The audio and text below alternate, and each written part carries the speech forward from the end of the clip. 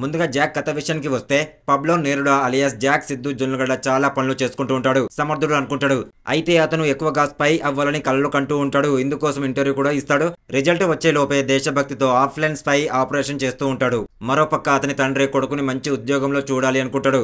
కానీ స్టడీస్ లో టాపర్ అయ్యుండి కూడా ఏ ఉద్యోగం చేయకుండా అతను చేసే పనులు చూసి టెన్షన్ పడుతూ ఉంటాడు. దీంతో జాక్ లవర్ భానుమతి అతను ఏం చేస్తాడా అని కనిపెట్టాలని ప్రయత్నిస్తూ ఉంటుంది. అయితే జాక్ చేసే పనుల వల్ల రాజ్ చీఫ్ మనోజ్ కి వచ్చిన ఇబ్బందులేంటి, తర్వాత జాక్ లైఫ్ లో ఎలాంటి సమస్యలు వచ్చి పడ్డాయి, అసలు జాక్ అండ్ మనోజ్లు ఎవరి కోసం సీక్రెట్ ఆపరేషన్లు చేస్తున్నారు వంటి ప్రశ్నలకు సమాధానమే మిగిలిన కథ. Siddhu Jonnalagadda mark and comedy Suresh తో వచ్చే సన్నివేశాలు తప్ప మిగిలిన అన్ని సీన్లు కూడా చాలా నిరాశగా ఉంటాయి. ఒక సీన్ నుండి ఇంకో సీన్ వచ్చే లోపు డిజాస్టర్ స్టేటస్ రేషియో పెరుగుతూనే ఉన్న ఫీలింగ్ అందరికీ కలుగుతుంది.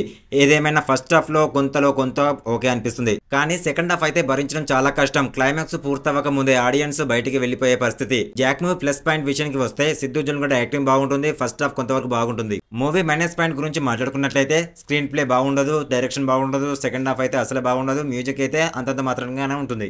ఇంట్లో కూర్చుని టైం పాస్ కాకపోతే ఈ మూవీ వెళ్ళి చూడండి, కొంతవరకు బాగుంటుంది అంతే. ఈ వీడియో నచ్చితే లైక్ చేయండి. ఇలాంటి ఇంట్రెస్టింగ్ మూవీ అప్డేట్స్ మీకోసం వస్తూనే ఉంటాయి. లైక్ చేయండి, షేర్ చేయండి, సబ్స్క్రైబ్ చేసుకోండి. Thank you.